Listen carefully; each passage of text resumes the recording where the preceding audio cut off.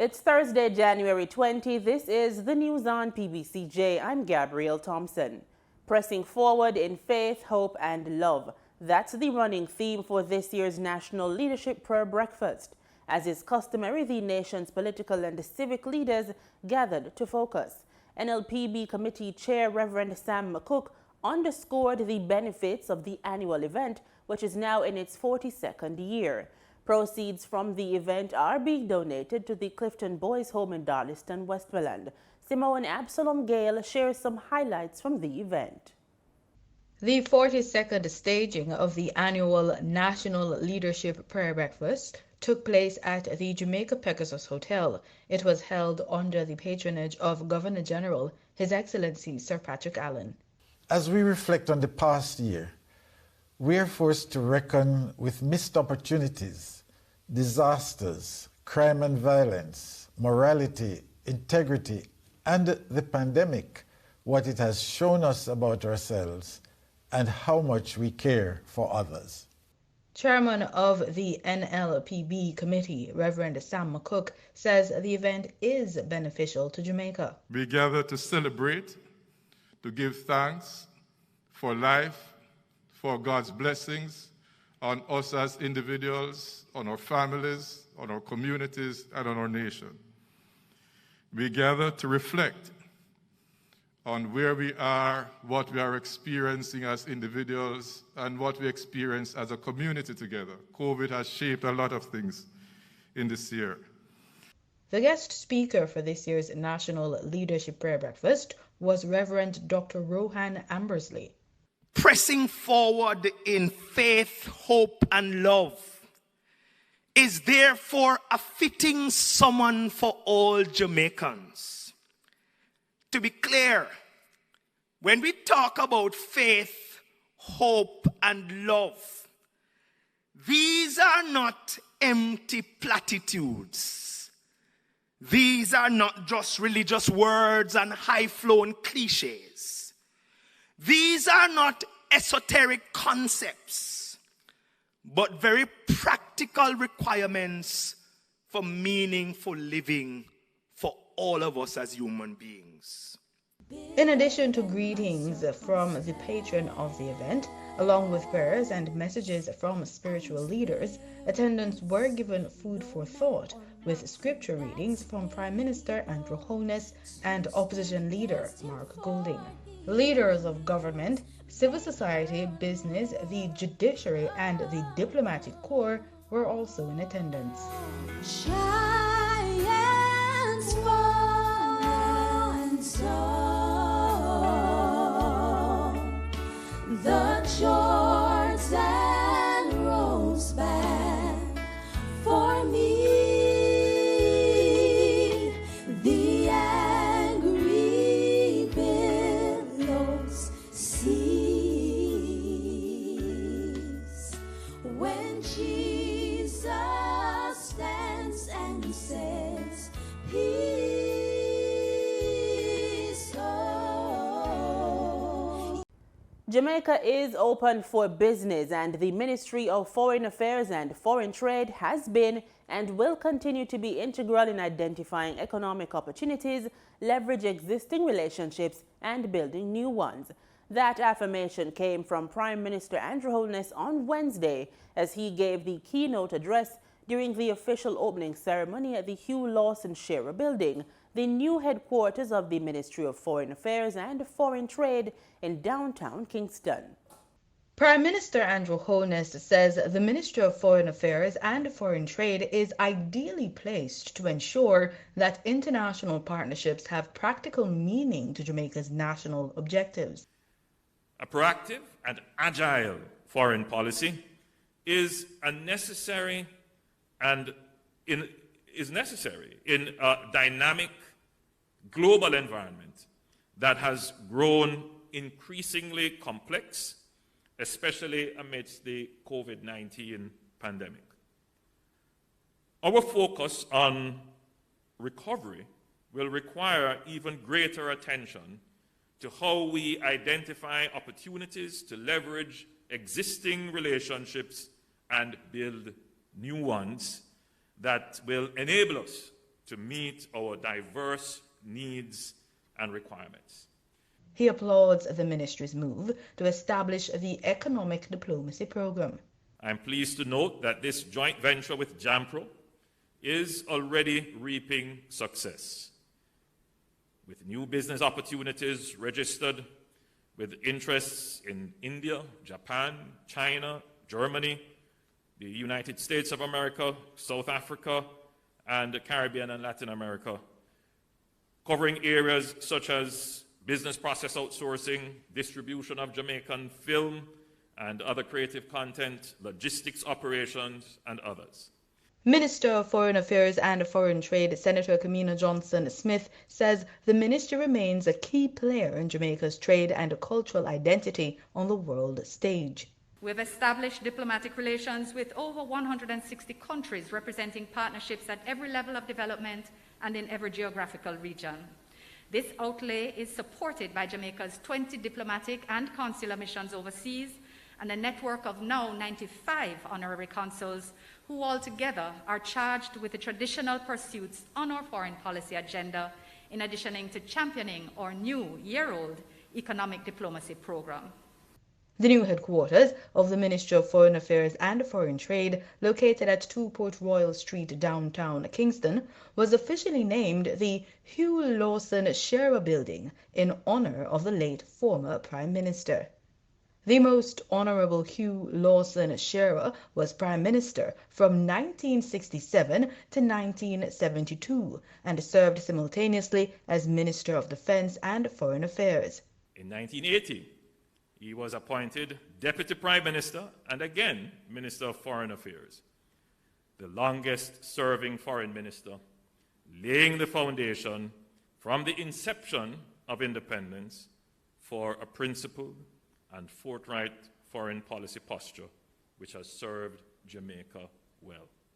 The 11-story building will accommodate approximately 280 members of staff spanning 17 departments. The complex was built by Jiangsu Jiangdu Construction Group Company Limited, based in China. For the news on PBCJ, I'm Simone Absalom Gill. Newly minted Agriculture and Fisheries Minister Pernell Charles Jr. toured onion farms in western St. Thomas on Wednesday.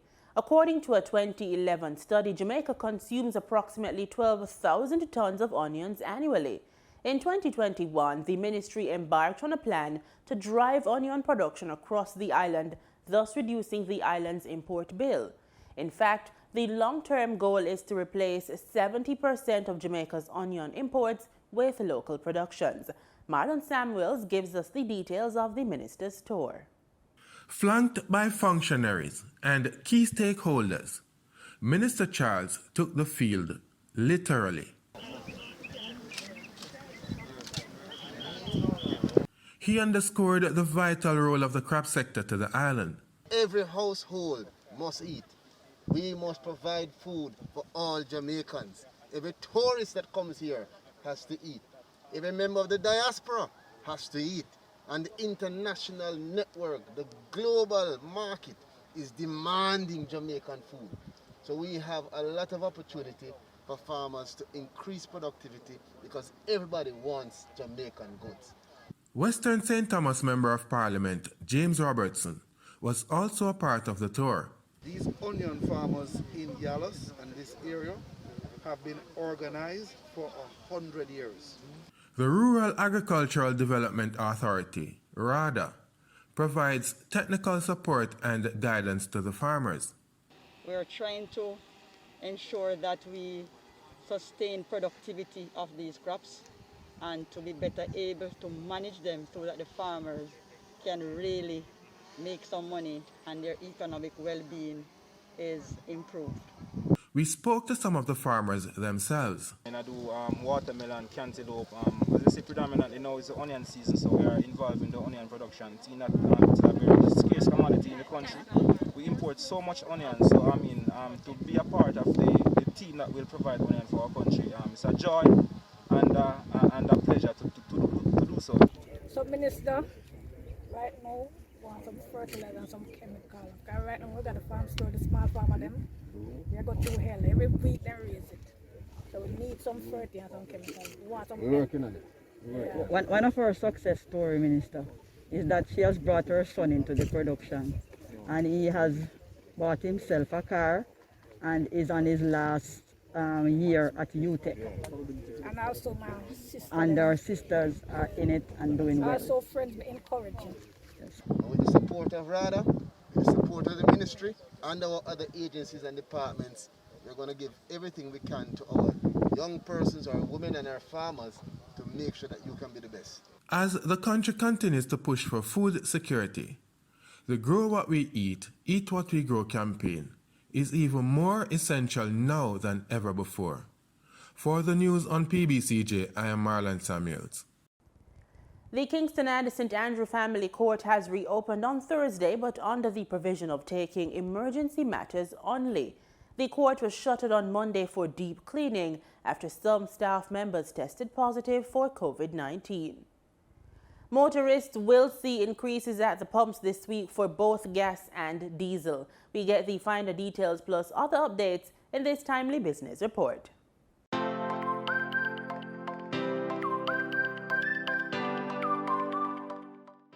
According to the latest ex-refinery costs from Petrojam, motorists will pay more at the pumps for gasoline and diesel effective Thursday, January 20.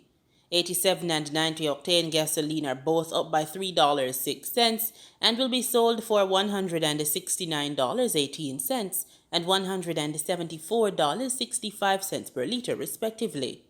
Automotive diesel fuel saw a price hike for $3.06 and will be sold for $168.54 per liter.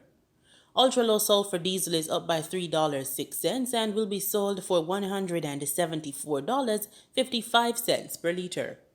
Meanwhile, kerosene also increased by $3.06 and will be sold for $144.93 per liter. Propane liquid petroleum will be sold for $72.97 per liter, up by 58 cents, and butane liquid petroleum will be sold for $83.58 per liter after an increase of 25 cents. Be on the lookout for price changes as marketing companies and retailers will add their markup to these prices. In foreign exchange trading for Wednesday, January 19, the US dollar sold for an average $156.43. The Canadian dollar ended trading at $122.95. The pound sterling traded for $214.27, and the euro sold for an average $182.01. In Wednesday's trading session, the following reflect the movement of the JSE indices. The JSE index declined by 542 points to close at under 400,000 units. The junior market index declined by 15 points to close at over 3,000 units. The JSE combined market index declined by 656 points to close at under 400,000 units, and the JSE All Jamaican Composite Index declined by 70 points to close at over 400,000 units. Overall market activity resulted from trading in 97 stocks, of which 45 advanced, 40 declined, and 12 traded firm. Stocks advanced for 1834 Investments Limited, Access Financial Services Limited, and Barita Investments Limited. Stocks declined for AMG Packaging and Paper Company Limited, Berger Paints Jamaica Limited, and Caribbean Assurance Brokers Limited. Trading firm were Cargo Handlers Limited, Siboney Group Limited, and JMMB Group 7% preference shares. Spurtree Spices Jamaica Limited was the volume leader with over 25.6 million units, followed by Express Catering Limited with over 21.2 million units, and QWI Investments Limited with over 3.4 million units. In market data for oil, the commodity slipped on Thursday as investors took profits after a recent price rally, but strong demand and short-term supply disruptions continue to support prices close to their highest since 2014. Brent crude futures were down 39 cents or 0.4% at $88.05 a barrel after dropping more than $1 in earlier trade. The global benchmark rose to $89.17 on Wednesday, its highest since October 2014. West Texas Intermediate crude futures for February delivery were down 29 cents or 0.3% at $86.67 a barrel after dropping nearly $1 earlier.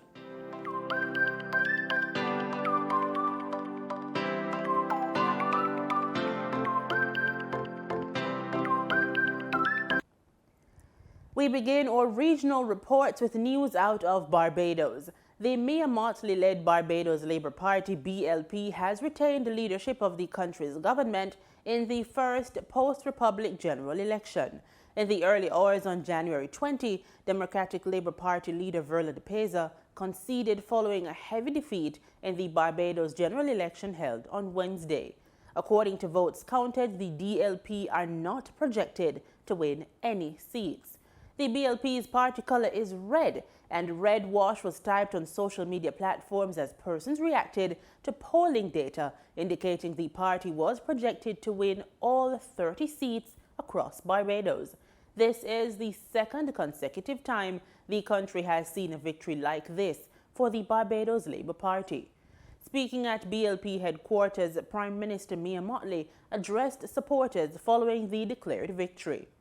We stand today on the morning of the 20th of January, confident that the people of this nation have spoken with one voice, decisively, unanimously, and clearly.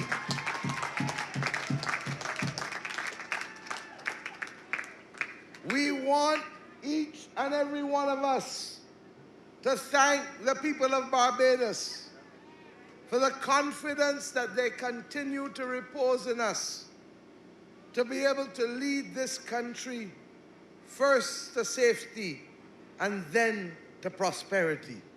Mottley says there is more to be done for Barbados. The last 2 years have not been easy, and it has been a fact of record that we have spent more time in our previous term under the threat of the COVID pandemic, 24 months, as opposed to the 19 months that we initially had. We are conscious as a political institution that there is still much to be done, and that there is a road still to be traveled, and that there are things that you as Barbadians are legitimately expecting of us. Prime Minister Mottley will address the nation on Monday about her cabinet. Wednesday's election is Barbados' 13th since independence in 1966 and first as a republic. The Pan American Health Organization's director, Dr. Carissa Etienne, wants countries to prioritize rapid antigen testing for persons experiencing coronavirus COVID-19 symptoms. The suggestion is in response to reports of a surge of COVID-19 cases across the region and inadequate testing. Over the last week, the Americas reported nearly 7.2 million new COVID infections and more than 15,000 COVID-related deaths. In North America, the United States and Canada continue to experience a surge of COVID hospitalizations. Panama, Costa Rica, and Honduras are reporting the highest number of new COVID cases in Central America, with cases more than doubling over the last week. She says PAHO has thus far deployed 10 million PCR and 2.8 million rapid diagnostic tests to countries in need.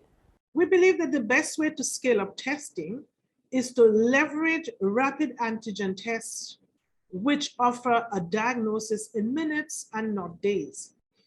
Rapid tests do not require specialized training or expensive equipment, and they can be deployed to primary health centers where they can reach more people closer to home.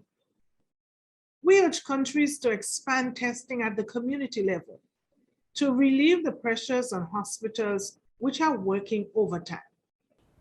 The director says countries can and should take advantage of membership agreements by purchasing diagnostic tests through its strategic fund.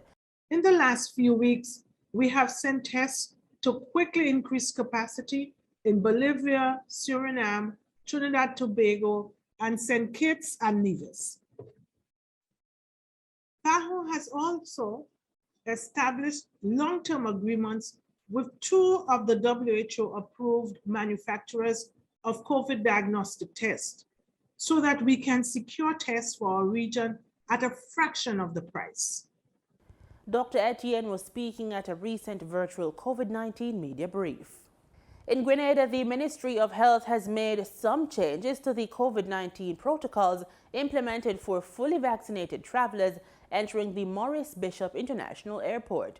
This comes as recent findings indicate that less than 1% of travelers going to the island are tested positive for COVID-19. More from GBN News. Fully vaccinated travelers coming to Grenada will no longer have to submit to COVID-19 testing on arrival, unless displaying symptoms of the virus. This was announced by Chief Medical Officer Sean Charles at the government's press briefing on Wednesday. We have taken the decision to discontinue the routine testing that we do for persons after they arrive at the airport. Of course, health screening continues. And if someone is screened and the public health officer at ports of entry suspects for any reason that that person may be infected or potentially be carrying a disease, that person will be subjected to test. So the testing now becomes targeted. Dr. Charles says the decision was made after data showed that less than 1% of the visitors coming through the Maurice Bishop International Airport are tested positive for COVID-19. He further explained that the resources used at the airport will be more effective in the community where most of the positive cases are found. Now, we have been doing testing at ports of entry. We've done in excess of 6,600 PCR and many more antigen tests. And we have detected far less than 1% of positive cases entering the country. Now, we believe that it is wise for us to use those resources where they are needed most. And since the disease is spreading actively in our community, we need to prioritize. When asked if the removal of the routine testing will leave room for further cracks in the system, especially when it comes to identifying positive asymptomatic travelers, the chief medical officer had this response. No system is perfect. No system is perfect. And yes, your observation is correct. It means that an asymptomatic person may come in. All right. Even with testing, an asymptomatic person can come in because it depends on the stage of infection that we are at. But what we want persons to understand is that the infection is spreading from person to person in the community. This is where the disease is spreading, and this is where the Ministry of Health wants to focus its resources. All other protocols for vaccinated and unvaccinated travelers remain the same. Meanwhile, Grenada is among 22 nations added to the U.S. Centers for Disease Control and Prevention Level 4 category, which is considered a very high risk for COVID-19. Grenada was previously at Level 2, which is considered moderate risk for COVID-19, but was moved due to its recent increase in active cases. The CDC places a destination at Level 4 when more than 500 cases per 100,000 residents are registered in the past 28 days. The CDC advises travelers to avoid traveling to Level 4 countries. Grenada's COVID-19 dashboard as of Tuesday shows a total of 3,346 active cases. Cherry and Blackman Stephen, GBN News. And over now to sports. On Wednesday, we reported on Jamaica's historic qualification in 3 bobsled events in the upcoming 2022 Beijing Winter Olympics. Well, guess what? We're not done yet. The Jamaica Olympic Ice Hockey Federation has secured a significant sponsorship deal from US-based Geneva Financial Home Loans to support the sport and qualifying the team for the 2030 Winter Olympic Games. The deal was announced by Rachel Capel, Chief Sales and Revenue Officer and wife of Hockey Federation board member Sean Capel. Geneva Financial Home Loans is a mortgage company headquartered in Chandler, Arizona, with more than 130 branches across 46 states in the United States. And over to cricket. West Indies coach Phil Simmons wants major changes in the way the region's players are prepared for the senior game, as well as a change in the mentality among the ones who've already graduated. Jovan Ravello tells us more. The Windies head coach addressed the deficiencies in the regional side's batting, as lamented by team captain Kyron Pollard in Sunday's post-match presentation. Definitely things need to be changed at different levels because, you don't become bad batsmen at this level. So there must be some sort of responsibility taken at the levels before us. And that's something that has to be addressed generally as an organization. But in saying that, when the guys come up here, they need to fight harder. They need to put more effort into wanting to be the best in the world when they come up here. Simmons added that he felt his players could be more discerning in the middle. I don't know about bad luck. I think it's bad shot selection. And that comes down from assessing the situation of the game. If we, so you need guys to bat for a while and just play, and then guys still getting out with big shots. When you need guys to bat for a while, they're getting caught on the boundary. When you need guys to bat for a while, they're getting caught by playing big shots. So I think assessing the situation of the game is a huge part of the batting failure. He says as the Windies approach England, the batters must take stock of their ability to focus on the job at hand. Each game has a situation. Every ball is a situation in the game. And we've got to be able to assess that situation and know exactly how we have to play in that game. You watch all wrong, you see different. If you're 20 for 3, you play differently to if you're 40 for none at the end of 6 overs. So these are the little situations that we need to highlight and need to assess properly and win them. And that will take us to winning the game.